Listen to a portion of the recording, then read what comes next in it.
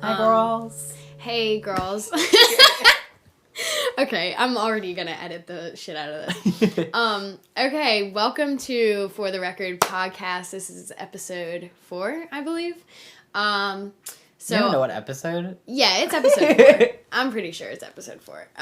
Anyway, this is a little late coming, guys. Sorry, I've really been swamped with finals. It's the holidays, y'all. And the holiday season. I've been trying to get my Christmas shopping done. I've been failing at it, unfortunately. Amazon just hates me right now. But ooh, we're still supporting Amazon? That's tea. I hate Jeff Bezos, guys, but okay, I didn't even introduce. I'm here with my good friend Kyle Hoover. Hi, girls. He is a recent Rowan music business. Why right? am I like making gestures and like as if people can see you? People are watching. Like just imagine, like if you know Kyle, just imagine what he's doing right now. But I just broke my laptop case. Okay, I'm all over the place right now. I gotta stop. Okay. But Kyle recently just graduated this past spring from Rowan from the music business program. So I thought I would have him on to talk a little bit about his post-grad life experience and what he's been up to. He recently got a job. We're out here. And I don't know, we're just gonna kind of go off the noggin right now and go for it. So you wanna go just say your life? Hi, girls. Hi, everybody. So, like Miss Thing said, I graduated from Miss Thing. Hi, that's me introducing me, Miss Thing. Hi. Like Nice Miss to meet Thing you. said, I graduated from Rowan in the spring. If you know me at all, Rowan was awful. I hated it so much. Hi, all of my professors listening to this. Yeah. You were great people. Rowan was like not it for me, but post-life grad, guess what, guys? Not much better. Guess what? Reality check, it doesn't get better. Well, so I was thinking about this a lot when I was driving here, and I think that the thing with the music industry that kind of scares me more is, like Sarah just said, like I have a secured job now, which is fun and great, and I'll get into that. But at the same time, even at that job, and this is kind of jumping the gun a little bit, I found like my boss is still asking me like what I want to be doing in 5 years and where I want to be in 5 years, which like kind of scares me because it's not like, you know, you get like an accounting degree and then you go and then to work your job for accounting and like it's not like a secured thing. So it could change again, like this in is an instant. Me thinking way too far into the future already. But I mean, it's important to think about. Like, it's important to look ahead. You know what I mean? Exactly. Like, but I feel always like be a step ahead. So that's why. So right now I have 3 jobs. I'm working 3 jobs. I'm still at Urban Outfitters. I feel like most people know this. I'm that discount though. I'm the onboarding specialist there. I hired about 2 people in my time there. I hooked up with the one. Ooh. Kyle. I hired the one because he was hot. I mean, sometimes you just have to do what you have to do. Yeah, that's fine. Anyway, I'm literally only there on the weekends now for the discount, so that's not anything. But I'm still there, so I don't have any free time. And then I'm also back at the Fillmore. There was some drama on that one, but I'm back. We're not gonna get into all that. So I'm back at the past. Stop. I'm back at the Fillmore. I'm in the box office now. Honestly, I love it. I think it's. I don't want to say my favorite of all the 3, just because I've only been at the one for like my main one for a short amount of time. But I really do enjoy the box office a lot. What's your favorite show that you've worked at the Fillmore? If you had to name one. I don't know, because now it's not like I necessarily like work the shows in the way that I did when I was guest services, because then I was like actually inside the building, and now I'm just like chilling in the box office. So I don't really, like, do much, true. But, so you can't really like see the show. I mean, I can, but it's like most of the times the like things that come to the Fillmore, like if I want to see it, I'm buying a ticket anyway. Or I'm just like not working. Like I don't know. Anyway, so I'm back at the Fillmore. I'm in the box office now. I'm there quite often. And then my main job, the one that I just got, is an administrative assistant position at a company called Left of Center. It's a full-service entertainment agency. It's based out of Mount Laurel, New Jersey. We book for about like 165 Pride events every year. So thankfully I was able to find something that I know that I would be good at and mix it with the fact that I am a flaming homosexual, and it's really good. Take your two top, like characteristics, and smash them into one. Yeah, and apply that to a job. I mean, hey, that's what it's all about. And you like it? Like, tell us what you're doing, like on a day-to-day basis, and what kind of like tasks you've been doing. So right now it's obviously like our off season. It's December. Yeah, right. Pride is mostly in How June, far ahead do they start planning? Like, we're like sending things out now. Okay. So about like six months about ahead. That. So most of the dates we have, what I've been doing the past month or so has been like calling all of the prides, calling like their chairs or their presidents or the executive directors, and getting the dates for the prides in 2020 and making sure I have like the current contact information, or sending emails, doing the same thing. I've also been doing a lot of like graphics, so I've been creating a bunch of one sheets to send out, so that instead of, because my bosses were telling me that like before they never really had anything material wise to send out when they were like pitching to prides, they would just be like, hey, here's this artist, here's a couple links, have fun. Like, you basically I've like been pitch making decks for them? Yes, I've been making pitch decks or like one sheets for these artists, and like linking them to the EPKs that we have for them, which has been really cool to be able to still be creative in what I'm doing, because obviously the days that I'm focusing more on like filling out our like master pride list of all of the like gathering the days, just like making phone calls all day can be like a bit mundane, but I like that I'm able to mix it and still do a couple of fun things. I know next week I'm starting to kind of revamp our social media, because my one boss mainly only posts from her personal page and not like the company's pages. She hasn't really posted anything on like, well, because the thing is like her name is obviously as important as the company name is, because of the connections that she's made with people for like 15 years now. But it's like you should be posting shit across the board. Exactly. Like... So it's just been a bunch of like graphic stuff for now, and then come probably January, February, I'll be able to work more on helping out our contract administrator with creating itineraries and contracts and all that fun stuff, and like doing more of like the specific like job description. So right now it's been a bit more slow just because of the season, but come April, May, June especially, I'm not going to be able to breathe. So, but it's still, it's like obviously do fun. they like invite you to all the pride festivals, like local, basically, like you get to be a part of? Oh yeah, I'll definitely be going to DC Pride. They do DC Pride every year. I'm sure I'll be going to Philly Pride. Philly Pride's a little bit more chill because I don't have as like large of a budget. Parade, DC Pride is really like the big one. I know that they booked the first year that I went to DC Pride was because Miley Cyrus was headlining, so they booked Miley Cyrus. I mean, that's huge. They the year after booked Alessia Cara, Troye Sivan, and Kim Petras, so obviously I went again for Troy, and then after the lineup had already come out was when Kim was added, so I kind of missed her set because I was very hungover in the morning when I woke up, so I didn't get to see Kim that time. Sorry, girl. Unfortunately. So the second year that I went to DC Pride was because of Troy, and come to find out, like, they booked that too. And then they booked this year's as well, which I think they booked Zara Larson, and they booked Todrick. Todrick Hall was there. A lot of the artists that we work with we're exclusive with. So if you want to go on our website and look at our roster, it's leftocenterproductions.com. Okay, well, this is gonna be a weird segment. Anyway, no, it's been good though, because I've been able to find something that is important to me, just obviously in my life, and apply that to, still thinking in the business lens and in the business perspective. Because again, I found the job on a whim. I came home from work. I was just like kind of over it.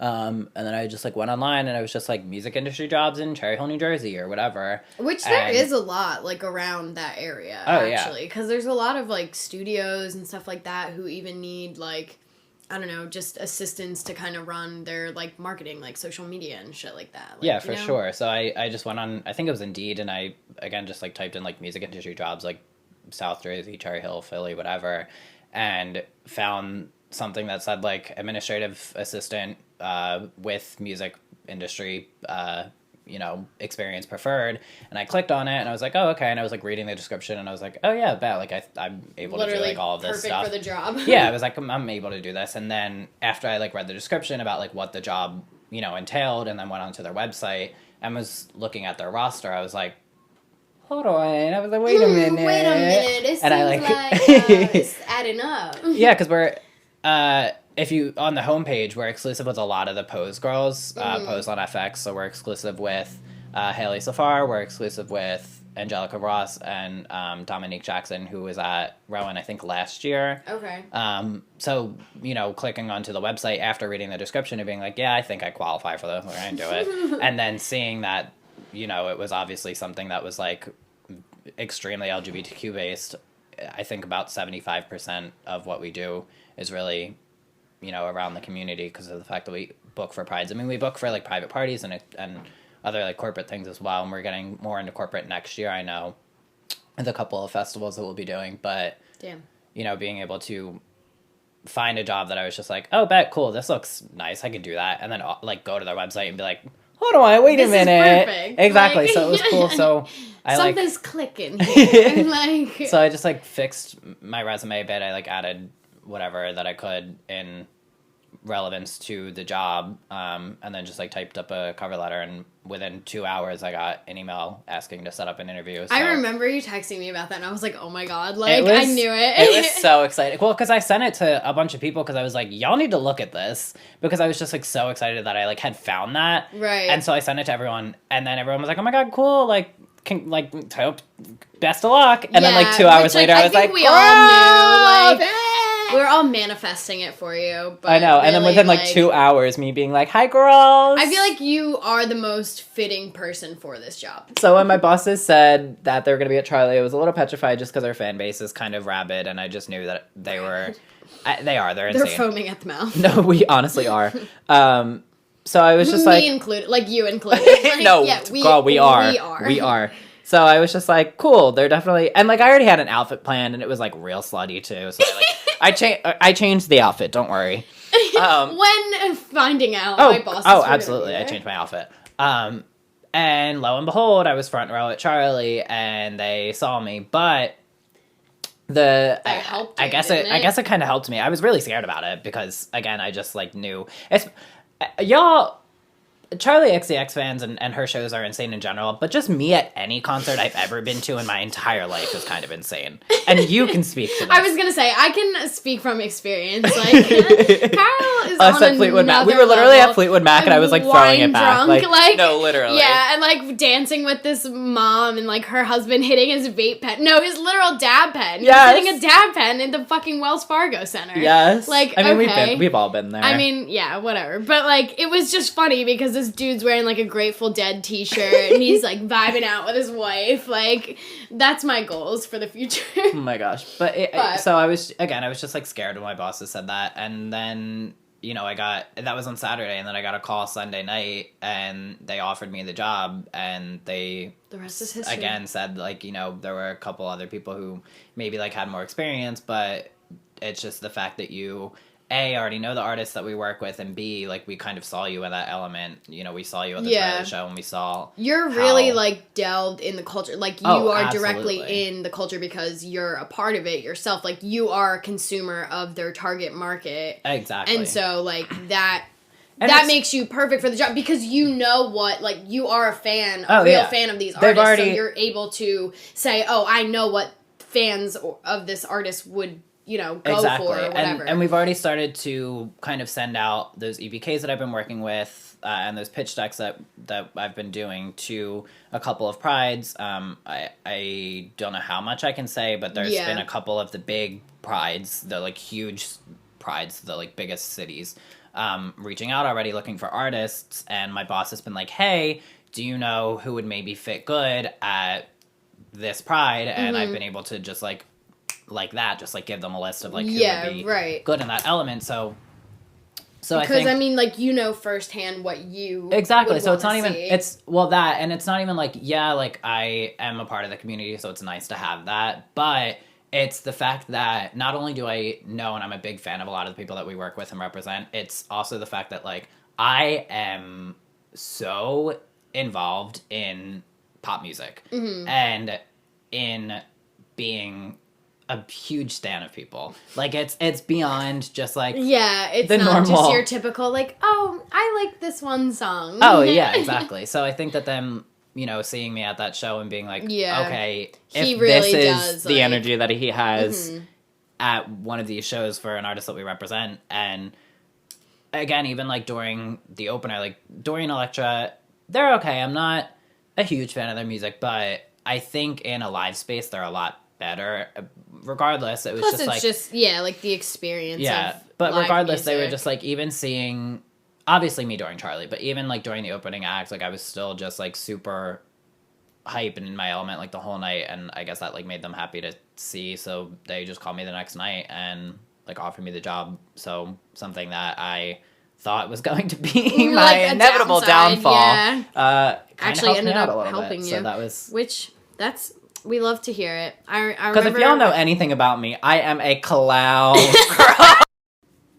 So, everybody here, we're going to go over our top 5 albums of the year. And what I'm going to need y'all to do is go through and listen to every single one of them from front to back. I swear to God. It's going to take you about 5 hours, but, you know, it'll be worth it. So, now is the time to plug all of our favorite artists and albums of the year. All right, my top 5 albums. Is this in order? Of, like... I'll start from 5, go to 1. Okay. My top 5 albums of the year and, like, a little bit about them. Number 5, I was a little on the fence with this one because I feel like there were a couple of projects that easily could have, you know, taken up space anywhere on here. My top, like, 3 and 4 are definitely, like, fine, but number 5 is a little iffy. I have Heard It in a Past Life by Maggie Rogers. I think that this album is fantastic. It's her debut, and she, in, like, a year's time, has really blown up. She's blown up, She really has blown up. Like, and again, this is she played the Mann Center. Oh, yeah, this is, again, like, a good example of, like, she graduated from NYU and didn't know what to do, was, like, scared as hell, put out, like, a couple of songs, and I don't know in what sense that she was able to play one of them for Pharrell. I think it was when she was still at NYU, so obviously, like, being at NYU and being a music major, like, kind of has that connection for you, but she played the song Alaska for Pharrell. He literally didn't even do anything about it. It was just, like, a big deal that, like, Pharrell was, like, listening to this girl's song and, like, playing it. Like, he did nothing to, like, promote it or do anything. He didn't produce it or any of that. It was just, like, he was like, damn, this is good. Like, you're going places, girl. And that was, like, enough for people to, like, catch on. And since then, like, she sold out 2 nights at Radio City Music Hall. She did SNL. She played the Mann Center here in Philly. And during the show, I remember her saying that, like, the cap, I think, for the Skyline stage was, like, 4,000. And they had to push it to, like, 7,500. They, like, pushed it way past the fire marshal cap because people just kept wanting to come and buy tickets to her shows. She played Coachella. She had a really huge year. Yeah, that's true. I think the album is really representative of that, and she is obviously someone who is super genuine in her music and her songwriting. How old is she? God, probably like 22, 23. Let's I'm not sure. Hey Siri. How old is Maggie Rogers? Maggie Rogers is 25 years old. There's no way! She looks so young. She looks so young. I mean, she looks great. Wow. But she's I think April 25th, so what is that? Taurus? No, I think it might be... No, you're right. It is Taurus. Yeah. Oh, that makes sense. Interesting. Interesting. Her middle name is Debay? Or would you pronounce that Debbie? It's Debay. Miss Margaret? Oh, I don't know. Huh. Is that, like, French or something? Is she French? No, she's not French. She's from fucking Maryland. Oh, I don't know. Okay, wait. Here we go. Okay, so it says that her... Why did I think that was French? I don't know. But here we go. It says that her big break came when her song Alaska was played to Pharrell Williams during a masterclass at NYU's Clive Davis Institute. So Clive Davis is their recording music college that NYU has. So yeah, it said he, again, didn't, produce the track or anything, but it was played to him during a masterclass at NYU, and that, like, really kind of got her started. It was really her first song. I know she performed it at her college graduation on stage at Radio City Music Hall, and then, like, 2 years later came back and sold out Radio City Music Hall two nights in a row. That's so like iconic. I think that's the growth. crazy. I think the growth of Maggie Rogers as a person and as an artist has been really exponential this year. And that album is just fantastic. All right, number 4. Magdalene by FKA Twigs. I have a few words for Robert Pattinson. If I see you on the streets, it's no words. You getting lit up. Robert Pattinson. Magdalene by FKA Twigs is the breakdown album of the century. It's so incredible. FKA Twigs. Oh my god. FKA Twigs has always been one of those artists for me where her music and her art is just so incredible, so well thought out, and I just feel like everything about her is so enticing. But this album in specific, I want to go over a couple of the tracks that are definitely standouts on Magdalene. Cellophane was the lead single. It's incredible. But there's a song called Mirrored Heart, and there's a couple of videos of her performing it live that have gone around where she sings it on stage, and it's like a little bit more stripped back than the original is, because the original, I think, at the end gets a little like electronic and weird and like almost like distorted. Mm-hmm. But when she sings this song Mirrored Heart on stage, every single time she sung it on tour has like broken down into tears and like is like dry heaving almost on stage. Oh my god. And it's feels so powerful. All right, number 3, Vitamin D by Drew Mac. It's Drew Mac's debut EP. His name is Drew McDonald. I believe he got a start on YouTube, I want to say. But this album, well, I guess EP rather, it's 8 tracks, and not a lot of people really know who Drew Mac is, not to be like that fake indie girl, but y'all really need to listen to him. It's to kind of give... I've never heard of him. To kind of give like a little bit of perspective, he's in that like Ryan Beatty sort of realm. Okay. So it's definitely like more R&B than it is pop, but this album is, oh my god, this album is so good. First of all, the cover art, it looks so sick. But this album is basically about him like going back and forth with his trash ex, and it's so good. There's a line on the song Granola, which is my favorite from the record, which at the end, I feel like it's a really good way to kind of sum up the album as a whole. Is in the bridge, he says, "So blessed, so stressed, so fucking dead that you done left me. Was so depressed and obsessed I couldn't do anything. But it took your leaving, it took you getting out of my way to see clearly for once, and now I'm off to better days." And I feel like that stanza right there describes the whole project so perfectly. Yeah, it kind of wraps it up. It's just something that, if y'all be fighting with your significant other, just put on this freaking record, and it's gonna be like, it's one of those, like, you know how rappers, when they get like, Kyle talking about rap, like, me talking about rap music. You know the video of Cardi B going around, and she's like, oh my god, what song is the one where she's like, pop, pop, guess who, bitch? And she's doing that, like, finger gun thing where, like, when rappers, like, rap, I don't know, a line of their song that, like, is particularly hard, I guess. They're just, like, with their hands, they, like, up in the air, like, doing the, like, finger point bullshit. You will be driving listening to Vitamin D by Drew Mac doing that. All right. Going on. Number 2. All right. Number 2. Back to my girl, Charlie.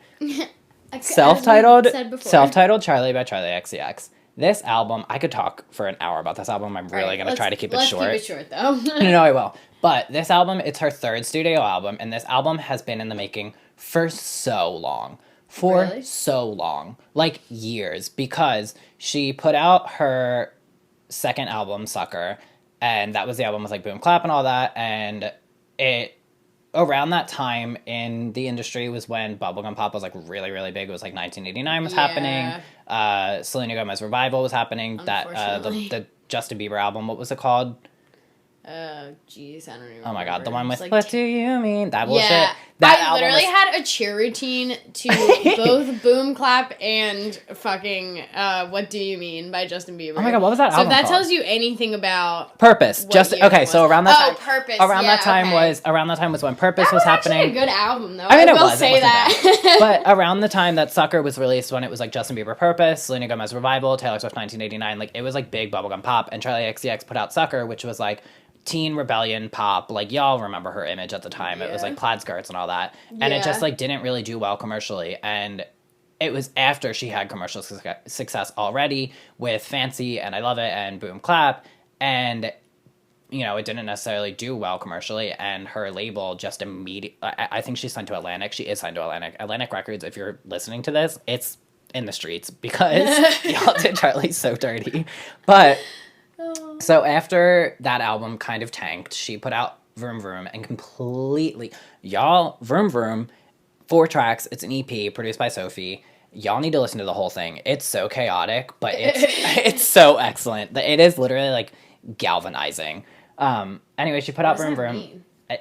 Girl, she put out Vroom Vroom and... Is that bad that I don't know what that means? Am I stupid? She put out Vroom Vroom and it like completely shook everything up because everybody who was a fan of her like commercial success is like, what the hell is this? But Vroom Vroom kind of marked where Charli stands now. Where Charli stands now really started with the release of Vroom Vroom, and it's where her fan base now has kind of come from. Like all of these, you know, gays really kind of like, I mean, people have, a lot of her fan base has been with her from the start, but there's different, Charli's fan base can kind of be broken into 2 people. It's the mixtape angels, which is everybody who's been with her since Vroom Vroom on, and then there's like the true romance angels, which is everybody who's been with her like since the beginning of her career.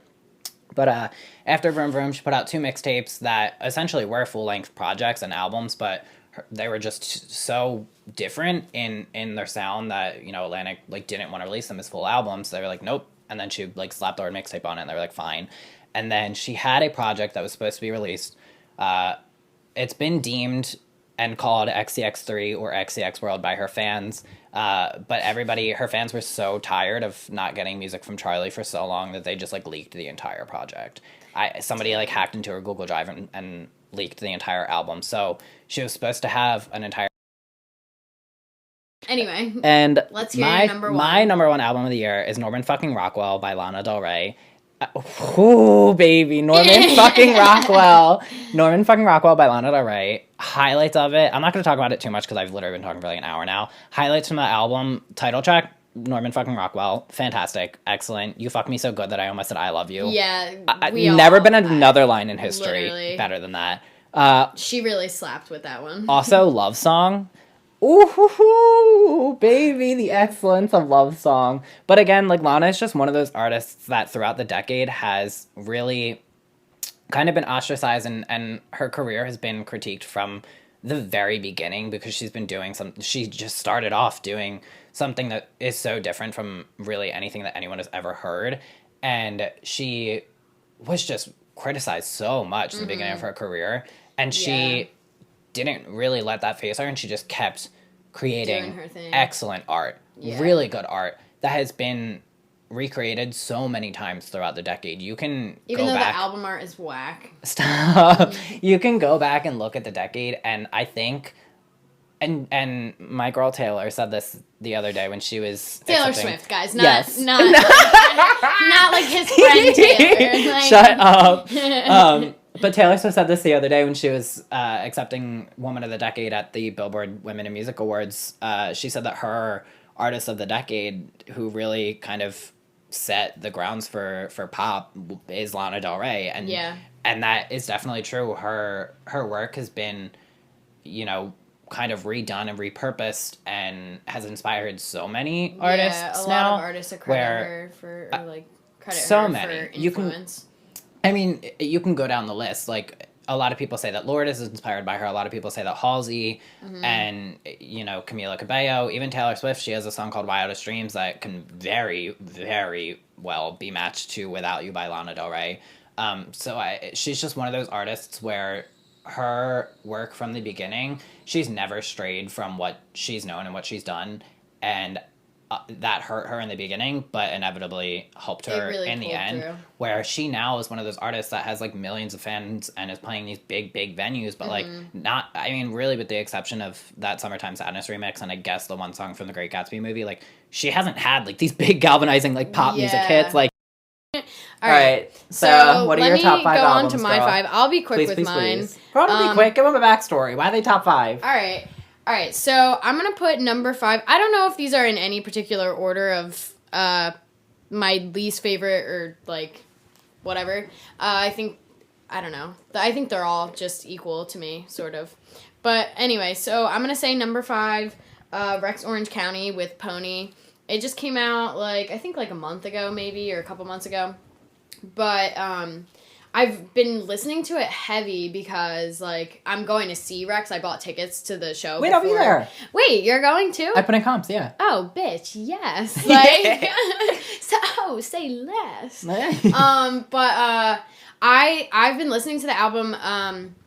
I have the CD, and I just, like, I put it in my car, because, like, my car doesn't have an aux port, and so, alright, Damn, girl, you live like that? Like, yeah, we're out here in, like, 2003, because that's what year my car is. I don't have an aux port, and all I have is a Bluetooth, like, radio converter, and that thing sucks, so I try to listen to CDs if I can in my car, just because the sound quality is so much better than listening to, like, a radio converter thing. But whatever. So, I have the Pony CD, and I've been listening to it, like, nonstop. And when I first listened to the album, like, I listened to it all the way through, and I was like, you know, like, there's some good songs on it, but I'm not, like, really loving it. But then, like, going back and listening to it, like, a million times, I was like, oh, wait a minute. Like, and this song is a bop. This song is a bop. Like, especially, one of my top favorites is Face to Face and Stressed Out. Those are, like, some of my favorites from the album. But then I'm, like, Never Had the Balls is really good. And fucking, like, And I think Rex Orange County is one of those artists where I think, again, like, he doesn't necessarily, like, change his sound. Yeah. Really from, like, one project to the next. But, like you said, like, the first time that I listened to that album, I was just like, oh, cool, it's another Rex Orange County album. But the more that you listen to it, it's actually, and it tells a whole story. It's kind of about how, like, he came into, quote-unquote, overnight success. Obviously, no one has overnight success. Like, they've worked to a point to get viral or whatever. But he kind of had this quote-unquote overnight success once he got on Tyler, the Creator's album and had a few hit singles with, like, Loving Is Easy and Best Friend and Uno. Like, those all really blew up for him and made him pretty... I just shot my pen cap across the room. Okay, what the fuck? Those all really made him, like, blow up, though, so I feel like going from, like, not really anyone knowing who he was to being, like, you know, in everyone's playlist was a lot for him. And being a 19-year-old, like, touring the world and playing all these shows all the time while having, like, mental illness and dealing with relationships and stuff like that, like, that is a lot of stress. Like, I can't even imagine. So this album kind of talks about that and how he dealt with it and how, like, you know, the fame hasn't changed him as a person, or, like, he's trying not to. Alright, I'm gonna go on to my 4th album of the year. Again, in no particular order, but these are just albums I really liked. I'm gonna say Ginger by Brockhampton, because, I mean, I applaud Brockhampton, first of all, in general, just because, like, they're a hip-hop, like, rapping boy band, but Kevin Abstract, I want to kiss you on the mouth, too. They are so cool. Like, I don't know. I am just, like, so amazed by them, honestly. Like, the fact that they put out 3 albums in a year, like, what kind of dedication? Like, you are, like, crazy. Like, that is... I mean, that's just nuts, like, to put out that much music in a year and still have, like, such a huge following. Like, I feel like people could get really bored of them, like, oh, well, they have all this music, like, they put it out so quickly, like, there's no build-up or whatever, but no, there is. Oh, like, this there's is such the exact, a hype around them. This is like, the exact flip side of what I was just saying with Rex Orange County, where, like, his fan base isn't necessarily, like, rabid or intrusive. Like, Brockhampton's fan base is rabid. Like, they are crazy. Nuts, y'all. But I really enjoyed this album because they put out Iridescence in 2018, and there were a lot of good songs off of it that I really did enjoy, but I wouldn't say it was, like, my favorite thing ever as a collective, like, piece. But Ginger, like, all the way through, I really enjoyed. And, you know, obviously there's the crowd favorites like Sugar and No Halo and whatever, but, like, St. Percy was such a good one off of there. And, you know, the title track, Ginger, was also really good. And, Brockhampton just is unlike any other group. I mean, they're similar to, like, an Odd Future or whatever, but, like, their sound is so unlike anything And they've already been copied. Have you heard of Laundry Day? No. They opened for the 1975, and they basically were like a white Brockhampton. Like a knockoff version. It was like a knockoff white Brockhampton. So they're another group where, like you said, they put out so many records at such a quick amount of time, but, like, it's already being replicated. Yeah, and that's crazy, though, their influence.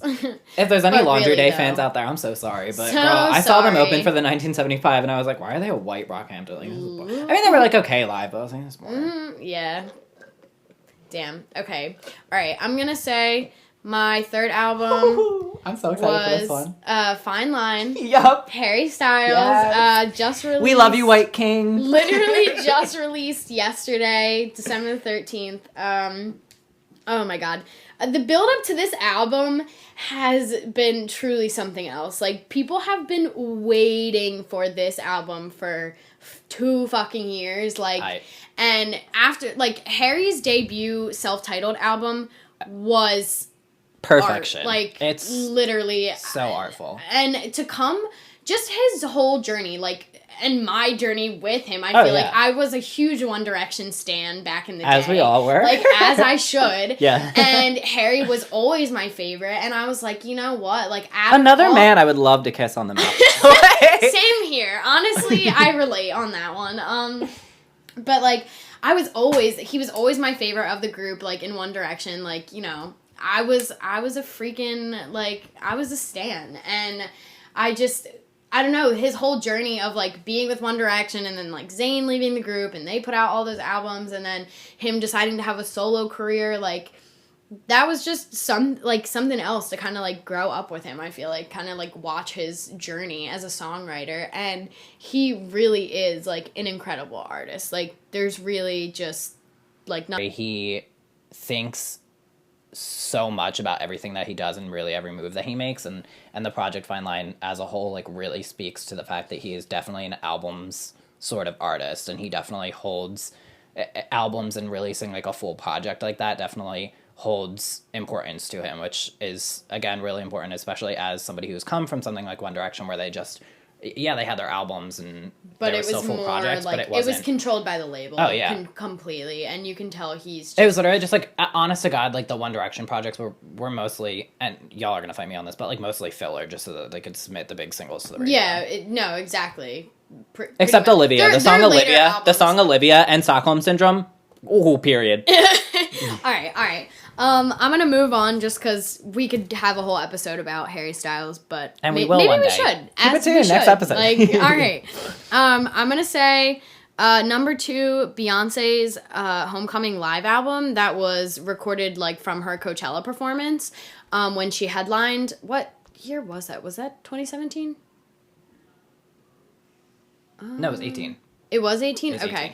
Yeah, so... Actually, I take it back. When I said that there wasn't, like, a big cultural moment this year in music, I think it was this Netflix live special. album. Yeah. So, yeah, if you don't know, I mean, I don't know how you couldn't know if you're living under a rock, whatever.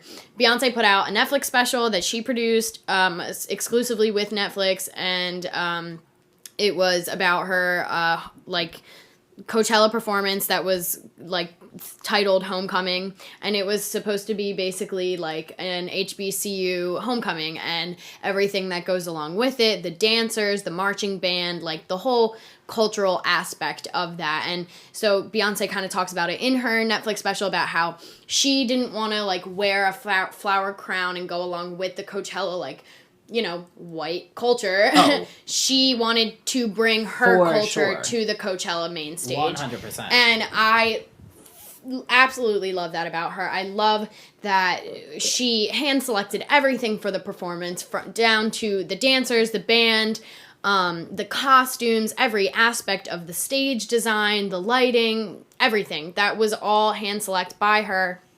and coming out of an unexpected pregnancy with twins right into that performance. I mean, she said, like, she was basically starving herself to get into the peak shape that she could for this performance, and she just completely nailed it on the head. I think, like, her entire performance was so well curated, as everything she does, in my opinion. She is the smartest businesswoman in the industry.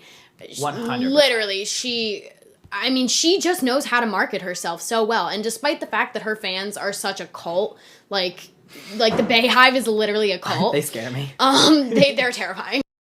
Beyonce, she's somebody who every single thing that comes she out, does is so hand selected. It's so, and I think an easy thing to say, down to the most minuscule detail. Oh yeah, and I think an easy thing to say about Beyonce is because everybody puts her on such a high pedestal as if she is like... I feel like not everyone does though. Some people are so like...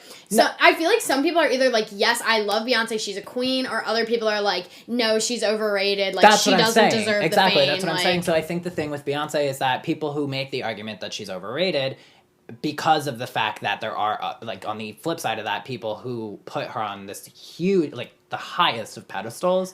But, like, she's up there for a reason. That's what I'm saying. That's my take on it. The people who say that she's overrated, I think, are just like, oh, why are all these people, like, giving Beyonce praise? Like, she's just a pop star. But exactly like you said, every single thing that she has ever done that has had her name attached to it comes down to her and her executive decisions. She does not half-ass anything. No. Like, ever.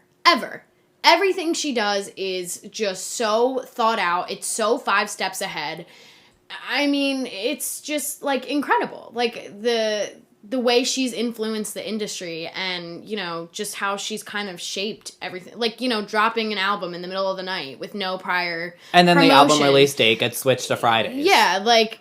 Because albums used to be released on Tuesdays, now it's Fridays. Yeah, because of her. Because of the surprise release of the and the fact that self-titled album still sold 500,000 copies in the first week with no promotion at all. Like, completely unheard of. No one had ever done that before her. Exactly. And, like, now people just drop surprise albums because for sure. They're like, oh, well, like, someone else did it, so I can do it. Like, Beyonce did it. I mean, obviously, she has the cult following to be able to do it. Yeah, but, like, and I mean, she wasn't other people do have... She wasn't necessarily the first one to do it, but I think she was the first one to do it successfully. Yes, for sure. Yeah, okay. That's true. Successfully is the right term there. You know, like, other people had done it, but not as well as she did it. Exactly, and everybody who, like, wants to make the argument that she is overrated, it's honestly most of the fact... Probably racism. Let's be real. Yeah, no, I would agree with that also. And maybe even some misogyny in there too, because they're absolutely. like, why is a woman on top of the entire industry? Why is a black woman on top of the industry? Yeah, exactly. And she just because of the fact that she's a black woman, she has had to work 10 times harder than anyone else in the industry because it is a 100%. male-centered industry, as most things are in this country or in this world, really. You know, the patriarchy rules everything. And so because just the simple fact of who she identifies as and this color of her skin, that's made her have to work 10 times harder. And she's still at the top of everyone 100%. else. Exactly. Which is why I love her even more. Exactly. Back to what Adele said when she won for Grammy for Album of the Year, when she said that the album of her life is, or the artist. For me, with Igor... not to speak on his previous works because, like, whatever, not to say the times were different or, like, that it was ever okay to say it, but the times were different because even at that time there was a lot of popular movies that used that word, and there was a lot of other songs that used that word, and, like, a lot of other artists have used it, and not that it was ever okay, it's just, I think there's been more of an awareness to 100%. I think that the use, say that word is not okay to use. Oh yeah, I think the use of the word faggot has gone down in rap music for sure dramatically.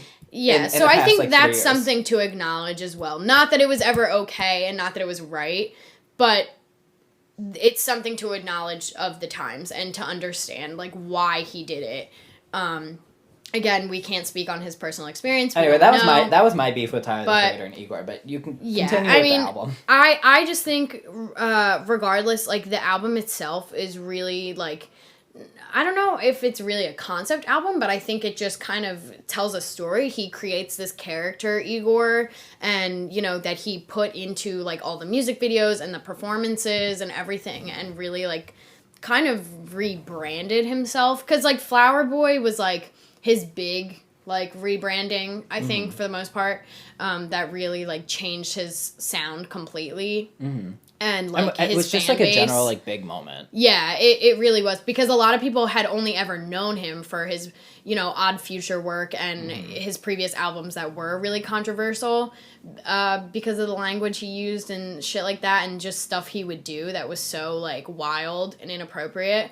And then going to Flower Boy, it became this, like, internet, like, e-girl, e-boy kind of whatever. And I think it was maybe the first time that he kind of took a look at himself and, like, evaluated himself and was really just open and, like, honest and kind of, like, and kind of reflected upon, and was really, it's a very honest album. Yeah. And I think I mean, he's definitely grown and changed a lot as a person since Flower Boys, look, the albums he put out. I know we just had all that beef about him and his language in the past, but Flower Boy, that album, it's so good. And I mean, I totally understand the beef with the previous albums, and I'm not even saying this to, like, defend him. I mean, I guess I am, but it's also, like, his age, too. Like, in addition to the times and whatever, like, people can change. You know what I mean? People can learn and change. And not to say him using those words before was right or okay, but, you know, he's definitely... I sat there and said all this, but, like, Flower Boy's still a good album. But, yeah, it's a good album, and I think Igor is a great album. I mean, I listened to it on repeat for literally, like, months after it came out, and I still listen to it now. So I just think all the way through from start to finish, every track is great, and, you know, there's a lot of interludes in the album, and it's a whole concept. It's, you know, every song really is pieced together in a perfect order, in my opinion. And I think, like, just the production of the album is crazy. It's so good. And I just genuinely enjoy every song on it. Like, there's not one song for me that stands out that's like, oh, well, it's not really, like, great, or it's not my favorite. But I really like the whole entire thing. And so I would say that is my number one, maybe. Like, if, like, I know I said they weren't in any order, but I would say, I don't know, Beyonce and Igor, I think, are tied for me. And I think that the link between the both of them is that they were definitely concept albums, which I think is a lot of the albums for me that have been, like, my albums of the decade. So, you know, Melodrama and Reputation and there was a bigger message. Control by SZA and, you know, Beyonce Lemonade and, you know, albums like that, I think were all, and Born This Way, Lady Gaga, they were all concept albums. And I think that was a big part of this decade, was that people, while they were still focused on the singles market, were also really taking the time to be introspective in the work that they made. Yeah, and I mean, it's hard to be successful with a concept album in the time of the streaming singles era. But I think that's exactly what people like Tyler are really successful at doing. Yeah. And, so I'll say that's my number one. And that's our top 5 albums of the year. Took an hour and 30 minutes for us to talk about. Y'all are going to be listening to a 45-minute episode. We've been here for an hour and a half. I was going to say, I'm going to cut so much of this out because there's a lot we talked about. Also, I love that you're listening to This Might Get Weird. Oh, yeah. Dude, you listen to This Might Get Weird? I fucking love Grace and Mamrie. Yeah. Yes, okay. Shout out to Grace and Mamrie. If anyone knows of them, Grace Helbig and Mamrie Hart, I've been watching them on YouTube since I was literally, like, 13. Girl, I met them senior year of high school. What? I went to the show that was at the Trocadero. Oh, my God. Fuck yeah. It's so funny because Grace Helbig is literally from Woodbury. Oh, yeah. Like, she's from this area. So another just, like, reason to love her. I don't know where Mamrie's from, actually. Do you know where she's South. from? Okay. But Anyway, they have a podcast together called This Might Get Weird, and it's great because they're actually just, like, best friends in real life, and they used to make YouTube videos together all the time. Do they still do YouTube videos? I don't really know. Yeah, they're both on YouTube still. I don't really go on YouTube that much anymore. Yeah, neither do I. I know they're both still on there, but... But they've done so many, like, live comedy tours together, and they just, like, hang out all the time because they both live in LA, so they just fucking bull around in LA and, like, get drunk together all the time. And This Might Get Weird is just, like, their stories and stuff like that. And oh my god, I look forward to it every Wednesday. Oh my god, yeah. It's literally, like, the best. And I don't listen to podcasts like that. Sorry, I know I'm recording a podcast right now. But I don't really listen to podcasts. I just think because they're I don't really have enough time in my day. I would prefer to listen to music than listen to a podcast. 100%. I feel like I don't have enough time in the day to sit down and listen to a podcast. The only time I really, have music on is in my car, or if I'm, like, at work at the box office and, like, there's not really much going on and I can, like, have an album on in the background. But I feel like with podcasts, it really takes, you have to take time out of your day to, like, sit and listen to the whole thing, and I don't really have the time to do that. Yeah, that's why I don't have a lot of listens. So we appreciate all of you for listening. Yeah, no one is listening to this podcast, I can guarantee it. But anyway, all right, so let's wrap up episode 4. Thank you, Kyle Hoover, for being on this podcast. Thanks for having me. You're amazing, and I love you. And if you want to plug... And my Instagram is @KyleHoover. Okay, so I think that's going to be it for today. Follow For The Record Podcast on Instagram, and like us on Facebook. Like me on Facebook. It's not us, it's just me. I don't know when I'm going to put this episode out, actually, but... Happy holidays! Happy holidays! This is probably going to be my last episode for the year, so we'll catch y'all in 2020, baby. New decade. Let's start it right. The Roaring 20s. Oh my god, the Roaring 20s. I can't wait to be back. Can't wait to I'm coming back. This was fun. Okay. Bye. All right. Bye.